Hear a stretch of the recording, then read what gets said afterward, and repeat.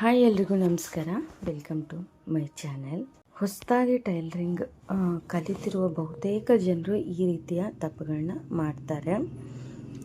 ಈ ತಪ್ಪುಗಳು ನಮಗೆ ಆರಂಭದಲ್ಲಿ ಚಿಕ್ಕದಾಗಿ ಕಾಣಿಸಿದ್ರು ಅದೇ ಮುಂದೆ ನಮ್ಮ ಬಟ್ಟೆ ಹಾಳಾಗುತ್ತೆ, ಹಾಗೆ ಗ್ರಾಹಕರ ನಂಬಿಕೆ ಕಳೆದುಕೊಳ್ಳೋಕ್ಕೆ ಮತ್ತು ಸಮಯ ಮತ್ತು ಹಣ ವ್ಯರ್ಥವಾಗುವುದಕ್ಕೆ ಇದು ಒಂದು ದೊಡ್ಡ ಸಮಸ್ಯೆಯಾಗಿ ಕಾಡಬಹುದು.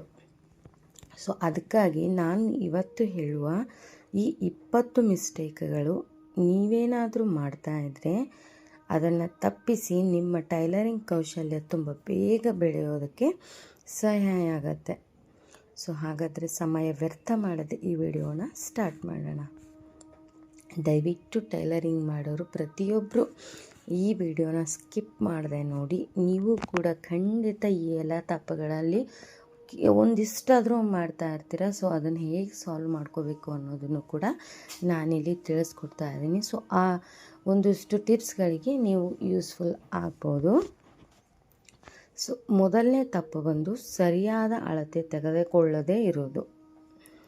ಹೌದು, ಮೊದಲು ಟೈಲರಿಂಗ್ನಲ್ಲಿ ಬಹುಮುಖ್ಯವಾಗಿ ಬರೋದೇ ನಮಗೆ ಅಳತೆ ತೆಗೊಳ್ಳೋದು. ನಾವು ಅಳತೆ ಹೇಗೆ ತೆಗಿತೀವೋ ಅದ್ರ ಮೇಲೆ ನಮ್ಮ ಒಂದು ಬ್ಲೌಸು ಏನಾಗುತ್ತೆ ಅನ್ನೋದು ಇರುತ್ತೆ. ನಮಗೆ ಟೈಲರಿಂಗ್ನಲ್ಲಿ ಎಲ್ಲದಕ್ಕೆ ಇಂಪಾರ್ಟೆಂಟು ಅಳತೆ ಆಗಿರುತ್ತೆ. ಅಳತೆ 1 ಇಂಚು ಕಡಿಮೆ ಅಥವಾ 1 ಇಂಚ್ ಹೆಚ್ಚಾದರೂ ಕೂಡ ನಾವು ಮಾಡ್ತಿರೋ ಬ್ಲೌಸು ಅಥವಾ ಡ್ರೆಸ್ ಯಾವುದೇ ಇರಲಿ ಫಿಟ್ಟಿಂಗ್ ಅನ್ನುವಂಥದ್ದು ಹಾಳಾಗ್ಬಿಡುತ್ತೆ. ಅಳತೆ ತಗೊಳ್ಳುವಾಗ ಟೇಪ್ ನಾವು ನೇರವಾಗಿ ಇಟ್ಕೊಂಡು ತೊಗೋಬೇಕು. ನೀವು ಬ್ಲೌಸ್ ಮೆಸರ್ಮೆಂಟ್ ತೊಗೋತಿದ್ದೀವಿ ಅಂತಂದರೆ ನೀವು ಕಸ್ಟಮರ್ಸ್ನ ಸ್ಟ್ರೈಟಾಗಿ ನಿಲ್ಲಿಸಿ ಎಲ್ಲ ಅಳತೆಗಳನ್ನು ತಗೊಂಡು ನೀವು ಅದನ್ನು ಪುಸ್ತಕದಲ್ಲಿ ಬರೆದಿಟ್ಕೋಬೇಕು. ಒಮ್ಮೆ ತಗೊಂಡಂಥ ಅಳತೆಯನ್ನು ನೀವು ಮತ್ತೊಮ್ಮೆ ಚೆಕ್ ಮಾಡಿ, ಏನೂ ತೊಂದರೆ ಆಗೋದಿಲ್ಲ. ಆ ರೀತಿ ಮಾಡೋದ್ರಿಂದ ತಪ್ಪಾಗೋ ಸಾಧ್ಯತೆ ನಿಮ್ಮದು ಸರಿಯಾಗ್ಬೋದು. ಇಲ್ಲ ನೀವು ಮೆಸರ್ಮೆಂಟ್ ಬ್ಲೌಸು ಅಥವಾ ಡ್ರೆಸ್ ತೊಗೊತೀವಿ ಅಂದರು ಅದನ್ನು ಕೂಡ ಹಾಗೆ ಮಾಡಿ, 2 ಸಲ ಚೆಕ್ ಮಾಡಿ ಅಳತೆನ.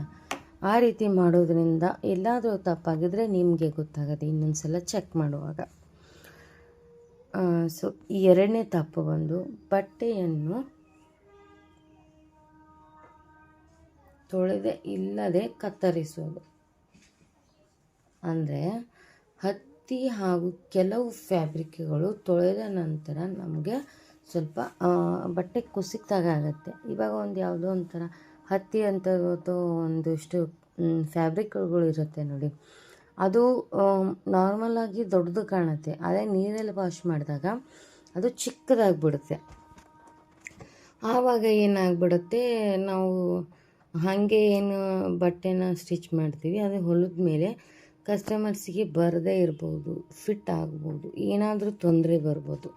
ನಿಮಗೆ ಬಟ್ಟೆಯಲ್ಲೇ ಗೊತ್ತಾಗುತ್ತೆ ಇದು ಯಾವ ರೀತಿ ಬಟ್ಟೆ, ಇದು ನೀರಲ್ಲಿ ಹಾಕಿದ್ರೆ ಚಿಕ್ಕದಾಗತ್ತಾ ಏನು ಅಂತ ನೋಡಿಕೊಂಡು ಆ ರೀತಿ ಚಿಕ್ಕದಾಗುವಂಥ ಬಟ್ಟೆ ಫ್ಯಾಬ್ರಿಕ್ ಇದ್ದರೆ ಅದನ್ನು ಒಂದು ಸಲ ನೀರಲ್ಲಿ ಅದ್ದಿ ಒಣಗಿಸಿ ಸ್ವಲ್ಪ ಇಸ್ತ್ರಿ ಮಾಡಿ, ಆ ನಂತರ ಒಣಗಿಸಿ ನಂತರ ಇಸ್ತ್ರಿ ಮಾಡಿ ಅದರಿಂದ ನಿಮ್ಮ ಒಂದು ಸ್ಟಿಚ್ ಮಾಡುವಂಥ ಬ್ಲೌಸೇ ಆಗಲಿ ಡ್ರೆಸ್ಸೇ ಆಗಲಿ ಸ್ಟಿಚ್ ಮಾಡೋದ್ರಿಂದ ಚಿಕ್ಕದಾಗೋ ಸಾಧ್ಯತೆ ಇರೋದಿಲ್ಲ.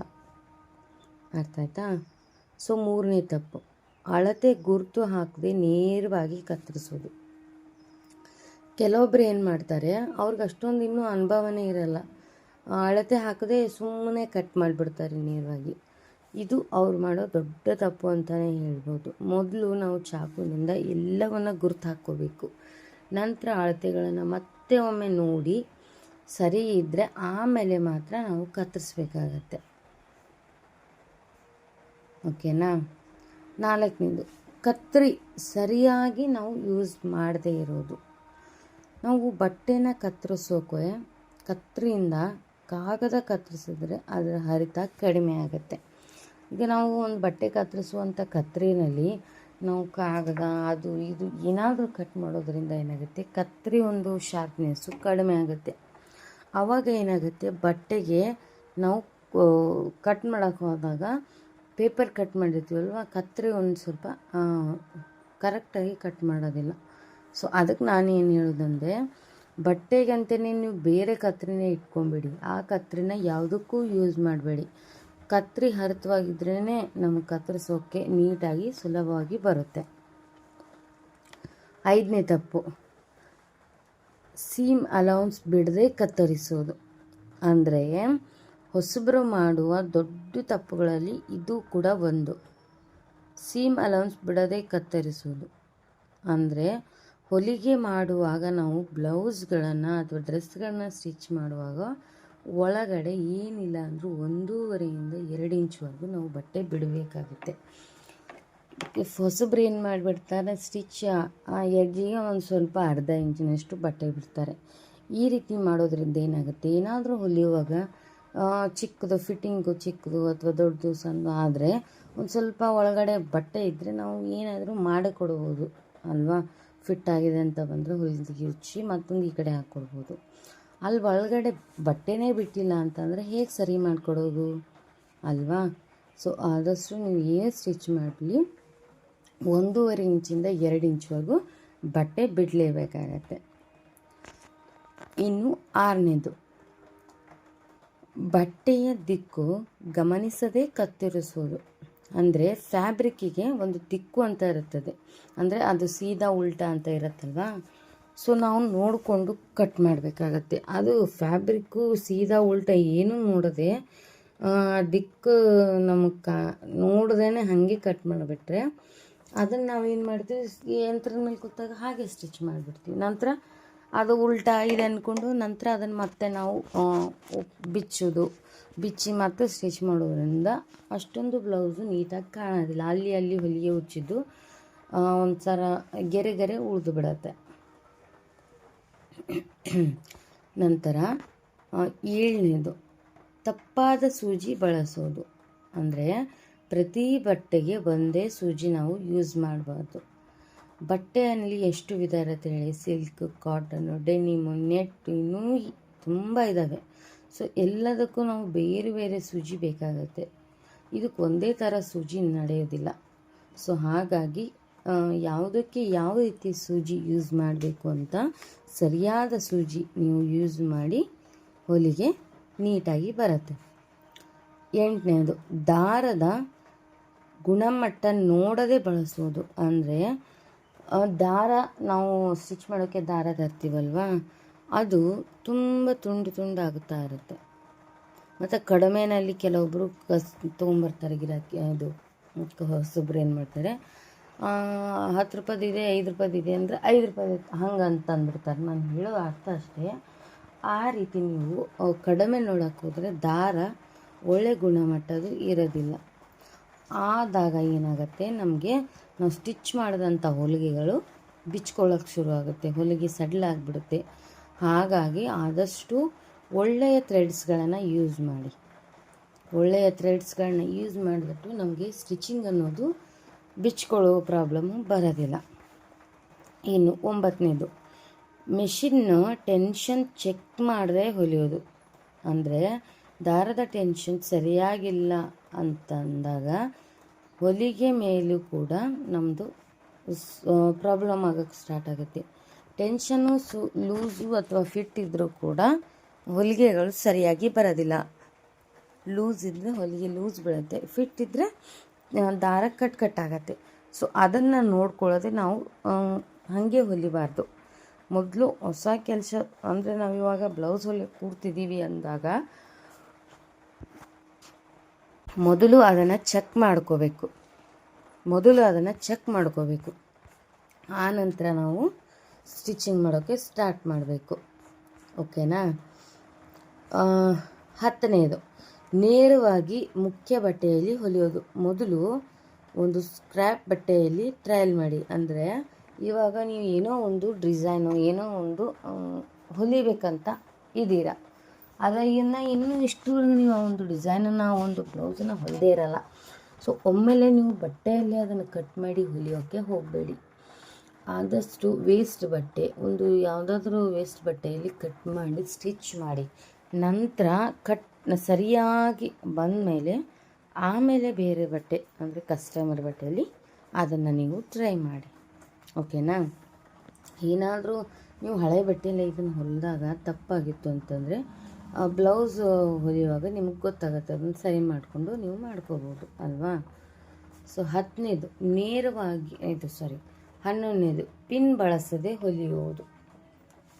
ಪಿನ್ ಬಳಸದೆ ಹೊಲಿಯೋದು ಅಂದರೆ ಬಿಗಿನರ್ಸ್ಗಳಿಗೆ ನೀವು ಪಿನ್ನನ್ನು ಯೂಸ್ ಮಾಡಲೇಬೇಕು.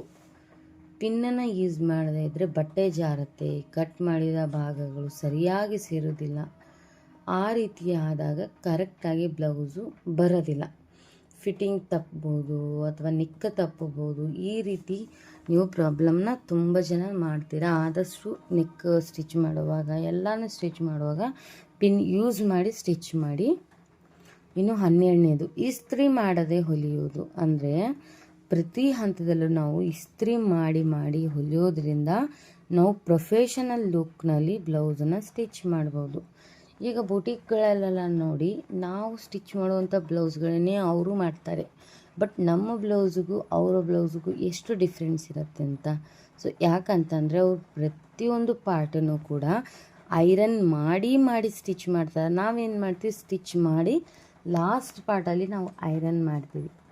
ಬಟ್ ಅವ್ರು ಏನು ಮಾಡ್ತಾರೆ, ಪ್ರತಿಯೊಂದು ಪಾರ್ಟನ್ನು ಕೂಡ ಐರನ್ ಮಾಡಿ ಸ್ಟಿಚ್ ಮಾಡ್ತಾರೆ. ಈ ರೀತಿ ಮಾಡೋದ್ರಿಂದ ನೀವು ಬುಟಿಕ್ನ ರೀತಿಯ ಒಂದು ಲುಕ್ಕನ್ನು ಕೊಡ್ಬೋದು. ಇನ್ನು 13ನೇದು ಬೇಗ ಹೊಲಿಯೋದು. ಅಂದರೆ ಬೇಗ ಹೊಲಿಯೋದಕ್ಕಿಂತ ನೇರವಾಗಿ ನಾವು ಚೆನ್ನಾಗಿ ಹೊಲಿಯೋದು ಇಂಪಾರ್ಟೆಂಟ್ ಆಗಿರುತ್ತೆ. ಯಾಕಂತಂದರೆ ಬೇಗ ಹೊಲಿದು ಬ್ಲೌಸು ಅದು ಡ್ರೆಸ್ಸು ಸರಿಯಾಗಿಲ್ಲ ಅಂತಂದರೆ ನಾವು ಎಷ್ಟು ಬೇಗ ಹೊಲಿದು ಏನು ಪ್ರಯೋಜನ ಅಲ್ವಾ. ಆದಷ್ಟು ನೀವು ಬಿಗಿನರ್ಸ್ ಇದ್ದರೆ ನಿಧಾನವಾಗಿ ಹೊಲಿರಿ. ಆ ನಂತರ ನೀವು ಪರ್ಫೆಕ್ಟ್ ಆದಮೇಲೆ ಅದು ವೇಗ ಅನ್ನುವಂಥದ್ದು ಮುಂದೆ ನಿಮಗೇ ಬರುತ್ತೆ, ನೀವು ಮಾಡದೇ ಇದ್ದರೂ ಬರುತ್ತೆ. ಓಕೆನಾ. ಸೊ ನೆಕ್ಸ್ಟು 14ನೇದು ಏನಪ್ಪ ಅಂತಂದರೆ ಮಿಷಿನ್ ಕ್ಲೀನ್ ಮಾಡದೇ ಇರೋದು. ಅಂದರೆ ನಮ್ಮ ಒಂದು ಸ್ಟಿಚ್ ಮಾಡುವಂಥ ಮಿಷಿನ್ ಮೇಲೆ ಧೂಳು, ದಾರದ ತುಂಡುಗಳು ಎಲ್ಲ ಸೇರಿರುತ್ತೆ. ಆ ರೀತಿ ಸೇರಿ ಮಿಷಿನು ಕೆಲವೊಮ್ಮೆ ಜಾಮ್ ಆಗ್ಬೋದು. ಹಾಗಾಗೋದ್ರಿಂದ ನೀವು ತಪ್ಪಿಸ್ಬೇಕು ಅಂದರೆ ವಾರಕ್ಕೊಮ್ಮೆ ಆದರೂ ನೀವು ಮಿಷಿನಿನ ಎಲ್ಲ ಪಾರ್ಟ್ಸನ್ನು ತೆಗೆದು, ಅಂದರೆ ಮೇಲಿಂದು ತೆಗೆದು ಅದಕ್ಕೆಲ್ಲ ಕ್ಲೀನ್ ಮಾಡಿ ಬಟ್ಟೆನಲ್ಲಿ ಅದಕ್ಕೆ ಆಯಿಲ್ನ ಹಾಕೋದಿದ್ರೆ ಆಯಿಲ್ನ ಹಾಕಿ ನೀಟಾಗಿ ಮಾಡಿ. ಇನ್ನು 15 ಕಸ್ಟಮರ್ಸ್ ಮಾತು ಸರಿಯಾಗಿ ಕೇಳದೇ ಇರೋದು. ಅಂದರೆ ಕಸ್ಟಮರ್ಸು ಯಾವ ರೀತಿ ಫಿಟ್ಟಿಂಗ್ ಬೇಕು, ಲೂಸ್ ಬೇಕಾ ಅಥವಾ ಟೈಟ್ ಬೇಕಾ, ಈ ಎಲ್ಲ ವಿಷಯಗಳು ಇನ್ನೂ ತುಂಬ ಇದ್ದಾವೆ. ಅವನ್ನೆಲ್ಲ ಕೇಳಿ ತಿಳ್ಕೊಬೇಕು. ನೀವು ಅವನ್ನೆಲ್ಲ ಕೇಳಿ ತಿಳ್ಕೊಳ್ಳದೆ ಅವ್ರು ಬ್ಲೌಸ್ ಕೊಟ್ಟರೆ ಆಯಿತು ಹೊಲಿತೀನಿ ಅಂತ ಹೇಳಿ ಅವ್ರನ್ನ ಕಳಿಸ್ಬಿಟ್ಟು ಆ ನಂತರ ನೀವು ಅದು ಇದ್ದಾಗೆ ಹೊಲಿದ್ಬಿಟ್ರೆ ಅದು ಕಸ್ಟಮರ್ಸ್ಗೆ ಏನಾಗುತ್ತೆ ಅಂತ ಏನು ಗೊತ್ತಿರಲ್ಲ, ಹಾಗೆ ಹೊಲಿದು ಬಿಡ್ತೀರ. ಇದರಿಂದ ತಪ್ಪಾಗೋ ಸಾಧ್ಯತೆ ತುಂಬಾ ಇರುತ್ತೆ. ಓಕೆನಾ. ಸೊ ನೆಕ್ಸ್ಟ್ 16ನೇ ತಪ್ಪು, ಅಳತೆ ಬರೆದುಕೊಳ್ಳದೆ ನೆನಪು ಮೇಲೇ ಕೆಲಸ ಮಾಡೋದು. ಅಂದರೆ ಇದು ತುಂಬ ಅಪಾಯಕಾರಿ ಕೆಲಸ ಆಗಿರುತ್ತೆ. ಇವಾಗ ನೀವು ಒಬ್ಬರದು ಅಳತೆ ತೊಗೊಂಡಿರ್ತೀರ, ಅದನ್ನು ನೀವು ಬರೆದಿಟ್ಕೊಳ್ಳೋದೇ ಇಲ್ಲ ಪುಸ್ತಕದಲ್ಲಿ. ಹಾಗೆಯೇ ಏನು ಮಾಡ್ತೀರಾ, ನನಗೆ ನೆನಪಿರುತ್ತೆ ಬಿಡು ಅಂತ ಬಿಟ್ಟು ಕಟಿಂಗ್ ಮಾಡುವಾಗ ಸ್ಟಿಚಿಂಗ್ ಮಾಡುವಾಗ ಏನು ಮಾಡ್ತೀರಾ, ಸುಮ್ಮನೆ ಅಳತೆ ಮೇಲೆ ಹೊಲಿದು ಬಿಡ್ತೀರ. ಅದಾದಾಗ ಒಬ್ಬರ ಅಳತೆ ಇನ್ನೊಬ್ಬರಿಗೆ ಹಾಕೋ ಸಾಧ್ಯತೆ ಇರುತ್ತೆ. ಯಾಕಂದರೆ ಈಗ ತುಂಬ ಜನ ನಿಮ್ಮ ಹತ್ರ ಬ್ಲೌಸ್ ಕೊಟ್ಟಿರೋಂಥ ಅಂತೀವಿ, ಎಲ್ಲರ ಬ್ಲೌಸ್ಗಳ ಅಳತೆಗಳನ್ನು ನೆನ್ಪಿಟ್ಕೊಂಡಿರ್ತೀರ. ಆವಾಗ ನೀವು ಸ್ಟಿಚ್ ಮಾಡುವಾಗ ಕಟ್ ಒಬ್ಬರ ಅಳತೆನ ಒಬ್ಬರಿಗೆ ಇಟ್ಬಿಟ್ರೆ ಬ್ಲೌಸ್ಗಳ ಅಳತೆ ಮಿಸ್ಟೇಕ್ ಆಗಿಬಿಡುತ್ತೆ. ಸೊ ಹಾಗಾಗಿ ಯಾವಾಗಲೂ ನೀವೇನು ಮಾಡಿ, ಯಾವುದೇ ಒಂದು ಬ್ಲೌಸಿಂದು ಡ್ರೆಸ್ಸಿಂದು ಯಾವುದೇ ಒಂದು ಅಳತೆ ತೊಗೊಂಡ್ರು ಒಂದು ಡೈರಿಯಲ್ಲಿ ಬರೆದಿಟ್ಕೊಳ್ಳಿ. ಈ ರೀತಿ ಮಾಡೋದ್ರಿಂದ ಅವರವರ ಬ್ಲೌಸಿಗೆ ಅವರವರ ಅಳತೆನೇ ಬರುತ್ತೆ. ಇನ್ನು 17ನೇದು ಫಿನಿಶಿಂಗಿಗೆ ಗಮನ ಕೊಡದೇ ಇರೋದು. ಅಂದರೆ ಹೆಚ್ಚಿನ ಕಸ್ಟಮರ್ಸು ಮೊದಲು ನೋಡೋದೇ ಫಿನಿಶಿಂಗು. ನಾವು ಎಷ್ಟು ಅಮೌಂಟ್ ಬೇಕಾದರೂ ತೊಗೊಳ್ಳಿ, ನಮಗೆ ನೀಟಾಗಿ ಫಿನಿಶಿಂಗಾಗಿ ಸ್ಟಿಚ್ ಮಾಡ್ಕೊಳ್ಳಿ ಅಂತ ಕಸ್ಟಮರ್ಸು ತುಂಬ ಜನ ಹೇಳ್ತಿರ್ತಾರೆ. ನಾವು ದಾರದ ತುಂಡುಗಳನ್ನ ಕತ್ತರಿಸದೆ, ಇಸ್ತ್ರಿ ಮಾಡದೆ, ಶುದ್ಧವಾಗಿ ಕೊಡದೇ ಇದ್ದರೆ ನಮಗೆ ಕಸ್ಟಮರ್ಸು ಒಂದು ಸಲ ನೋಡ್ತಾರೆ, 2 ಸಲ ನೋಡ್ತಾರೆ. ಪ್ರತಿ ಸಲ ಆ ರೀತಿ ಮಾಡೋದರಿಂದ ಕಸ್ಟಮರ್ಸು, ನಮಗೆ ರೆಗ್ಯುಲರ್ ಕಸ್ಟಮರ್ಸು ಕೂಡ ಬೇರೆಯವ್ರ ಕಡೆ ಹೋಗಿಬಿಡ್ತಾರೆ. ಇನ್ನು 18ನೇದು ಹೊಸ ಡಿಸೈನ್ಸ್ ಕಲಿದೇ ಇರೋದು. ಟೈಲರಿಂಗ್ನಲ್ಲಿ ಪ್ರತಿದಿನ ನಾವು ಹೊಸ ಡಿಸೈನ್ಸು ಬರ್ತಾನೆ ಇರುತ್ತೆ. ಓಕೆನಾ. ಹೊಸ ವಿಷಯಗಳನ್ನ ಕಲಿತಾ ಇದ್ದರೆ ಮಾತ್ರ ನಮಗೆ ಕಸ್ಟಮರ್ಸ್ ಕೂಡ ಹೆಚ್ಚಾಗ್ತಾರೆ. ನಾವು ಒಂದೇ ಬ್ಲೌಸ್ ಮೇಲೆ ಒಂದೇ ಥರ ಡಿಸೈನ್ ಮೇಲೆ ನಾವು ಡಿಪೆಂಡ್ ಆಗಿದ್ದರೆ ನಮಗೆ ಈಗ ಇರುವಂಥ ಕಸ್ಟಮರ್ಸ್ ಬಿಟ್ಟು ಇನ್ನೂ ಬೇರೆ ಕಸ್ಟಮರ್ಸು ಬರೋದೇ ಇಲ್ಲ. ಯಾಕಂತಂದರೆ ಈಗಿನ ಟ್ರೆಂಡಲ್ಲಿ ತುಂಬ ಡಿಸೈನು, ತುಂಬ ವೆರೈಟಿ ಎಲ್ಲ ಬಂದಿದೆ. ಸೊ ನಾವು ಅದಕ್ಕೆ ತಕ್ಕಂತೆ ಮಾಡಬೇಕಾಗತ್ತೆ. ಓಕೆನಾ. ಇನ್ನು 19ನೇದು, ತಪ್ಪಾದರೂ ಪರವಾಗಿಲ್ಲ, ನಾವು ಧೈರ್ಯನ ಕಳ್ಕೋಬಾರ್ದು. ಹೌದು, ನಾವು ಮೊದಲೇ ದಿನವೇ ಎಲ್ಲನೂ ಚೆನ್ನಾಗಿ ಬರಲಿ ಅಂದರೆ ಯಾವುದು ಚೆನ್ನಾಗಿ ಬರೋದಿಲ್ಲ. ಕಲಿಯೋ ಟೈಮಲ್ಲಿ ಪ್ರತಿಯೊಂದು ತಪ್ಪು ಕೂಡ ನಮಗೊಂದೊಂದು ಪಾಠದ ರೀತಿಯಲ್ಲಿ ನಮಗೆ ಬರುತ್ತೆ. ನಾವು ತಪ್ಪುಗಳಿಂದನೇ ಕಲಿಯೋದು ಅಲ್ವಾ. ಸೊ ಅದೇ ನಮ್ಮ ಯಶಸ್ಸಿನ ದಾರಿ. ತಪ್ಪಾಗದೆ ಯಾರೂ ಕಲಿಯೋಕ್ಕಾಗಲ್ಲ. ತಪ್ಪಾದಾಗಲೇ ನಮಗೆ ಅದರ ಯಶಸ್ಸಿನ ದಾರಿ ಸಿಗೋದು. ಇನ್ನು ಕೊನೆಯದು 20ನೇದು, ಪ್ರತಿದಿನ ಅಭ್ಯಾಸ ಮಾಡೋದೇ ಇರೋದು.